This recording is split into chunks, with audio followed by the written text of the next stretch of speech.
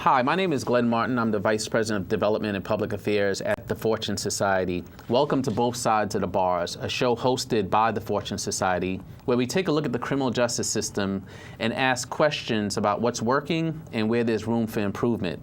In the past, we've had on guests such as the former Commissioner of Corrections and Probation. We've had on the Commissioner of Parole. We've had on the Chair of Parole. We've had on some of our local elected officials. But we've also had on people who are in the community doing the work to help people who are coming out of the criminal justice system or running alternative to incarceration programs to help identify people who can be better served in the community as opposed to being sent to prison or jail. Today we have two equally important guests. One of our guests is Robin Holmes, who works at Mission Society Operation SNUG. Before arriving at Operation SNUG, Robin worked at the Career Readiness and Education Workshop from 2008 to 2010. Currently at the Mission Society, she not only runs Operation SNUG, but also runs the Summer Youth Employment Program. She's been doing this work for over 19 years. And as the new project director for Operation SNUG, her work is to address gun violence in the community, namely in Harlem. We also have with us Kareem Chapman, who's an outreach worker supervisor for Operation SNUG. He's been there since November 2010. He spent 7 years in prison for a drug-related offense prior to working at Operation SNUG, and even was a member of a gang at one point. And this is actually his first real job. So welcome both of our guests. Welcome. Thank you, Glenn. Yeah, so tell us a little bit about Mission Society, first of all, and then about Operation SNUG. Okay. So New York City Mission Society is actually going to be celebrating their 200th anniversary come 12/12/12. And so Mission Society has been around for almost 200 years. And what we do is children and families and youth. And so really our focus is to help the community, especially the one that's in menacing, to work with young people from after-school programs to career readiness programs to now Operation SNUG program. And how many people work at the agency? Agency, about 187. Pretty large agency. Has been around for a couple hundred years. Correct. And now Operation SNUG, which you head up. Yes. Tell the audience a little bit about So that. Operation SNUG, we received the grant in 2010. And it was a statewide initiative to stop gun violence. And so this is a replication of the Chicago project, which is now called Cure Violence. It once was called Ceasefire. We received about $500,000 to do the program and to run it out of Harlem. In 2010, we was able to hire some credible messengers. And so the Operation SNUG program is gun spelled backwards. Right. And so what it is to work with the highest risk individuals to stop them from shooting. We work with the high risk individuals that are likely to shoot or likely to be shot. And so we have credible messengers who are out on the streets, those who have had similar backgrounds, who are now changed their lives, who are out there talking to these young people who are likely to shoot. Yeah, so talk about that logistically. Someone gets, I happen to live in Central Harlem myself, very close to the agency. Someone gets shot in the community, and what happens logistically? So right now, because we have a partnership with Harlem Hospital and we are part of their Circle of Safety model, and I would say the team, and so we're able to receive phone calls if a gunshot or a stabbing goes into Harlem Hospital.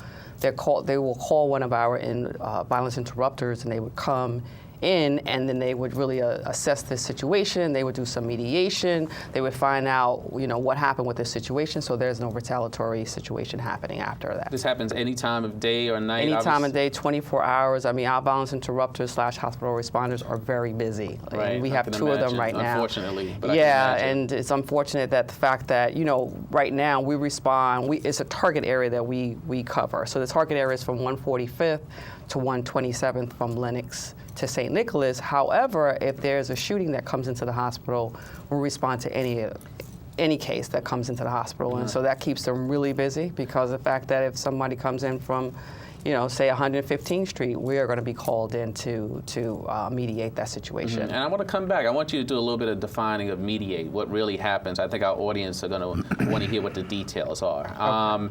Are there other SNUG programs around the city? So they are other SNUG programs. They're in Brooklyn. You have Life Camp. You have SOS, Save Our Streets. That's in also. Then you have A.T. Mitchell, which is out in Brooklyn. Okay. Man Up. And then we have now one that's spearheading in the Bronx, which is spearheaded by SOS. Right. And so I'm assuming that these SNUG programs are housed in the communities with the highest level of gun violence. Correct. Yeah. Correct. Karim, I'd like to turn to you. Okay. So you used to be in a gang. You did 7 years in prison. I know people turn their lives around at the Fortune Society. Half of our staff of 200 people are people who have done time in prison. We put huge value in that cultural competency that they bring to the table, the idea that they walk the walk. Tell the audience about your journey and at what point did you turn your life around? And then, of course, I want to hear about how you're applying that at the SNUG program. Okay, well, thanks for having us. Yeah, so my journey, I guess, started when I was in the Boys Choir Harlem, you know, a regular kid, you know, in the school, with learning about music and how to read and write music. And somewhere around age 14, everything just went crazy for me. You know, my father got killed by cops. I got approached by the Bloods, and I joined the gang. I became an enforcer in the Blood gang. And speeding up a little bit, wound up going to do a few small county bids, and wound up eventually being into federal prison for 7 years. So I've seen gunshots, I've been shot, I've been in fights, I've been hit with things, I've seen both sides. And like my team, we all have stories. We all have been there before. So I mean, we know exactly what it's about and how to perfectly relate with these young people. So interesting. So because you've obviously been in the streets, right? You've seen violence, you've engaged in violence and so on. Why do you think that makes you more credible with people that are out there hustling and doing, you know, breaking the law currently? Well, there's a distinction there. If I'm talking to a young person that is looking to shoot or use a weapon, the fact that I've been there and I've kind of had to rationalize what the right thing is to do, I can pretty much relate to that young person at that time. You know, a drug dealer's a drug dealer. He's selling drugs. Not saying he don't deal with guns, but there are shooters, you know, and that's all they do is shoot. Right. So, you know, my team, we can relate to that. So at that point, we can kind of help him understand your next decision can end your life or you can get out of this. So what do you want to do? So the one part of my question I don't think you've responded to yet is about turning your own life around. Right. Because I know anyone who lives in these communities are just as much interested in stopping the violence as you are, and they always say to themselves, well, what can I really say to young folks? What can I do? At what point do people decide I've had enough? Talk about that point for you. I mean, you know what? When I came out of prison and I had my first conversation with a young person, I said, let me break something down to you.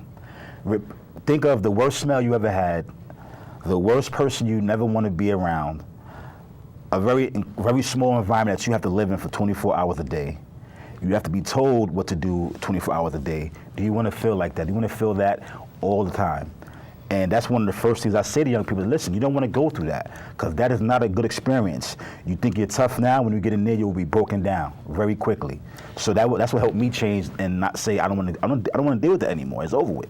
So part of it was going to prison, realizing that prison is not a good place, and probably putting more value in your freedom and your own life. Right. That's what it sounds like. I don't want to put words in your mouth. I know one thing, that's a really nice jacket. And if that comes with the job, I might have to apply for it. It does. Well, part of our gear is what kind of allows us in with these young people. I mean, especially kids in Harlem, it's all about fashion and, you know, how you look. So our gear kind of like is our front line. Signature. Can we talk? Right. You know, No, so I appreciate that. Yeah. From the sneakers to the jeans to our jackets and hoodies. That's great that you put so much thought into that. It's one of the reasons I'll never wear a tie. Trying to stay as close to the hood as possible. That's right. Robin, what makes the SNUG program unique? I mean, there's all these other programs in the city that are addressing gun violence. They do great work, right? Measurable outcomes and so on. What's unique about this program? I mean, I think that what's unique is the credible messengers. You know, having that, you know, had that past experience and being able to go out and have that dialogue with that young person is different than if I was to go out in the street and have that dialogue. Right. You know what I mean? Right, So right. I think programs are doing good jobs in different areas, but I think SNUG does a good job in reference to the relationship that they build with these young people. They build a trust relationship with them. And then if a young person says, okay, Kareem changed his life, he did 7 years, he was in a gang, I can do it too. Like Right. that's different Yeah. because I can't go out and say, you know what, Right. change your life. And then you may say, yeah, I hear you, Miss It's Holmes. easy for you to say. Right, exactly. Right. But you didn't walk my walk. Right, And right. I think that's what unique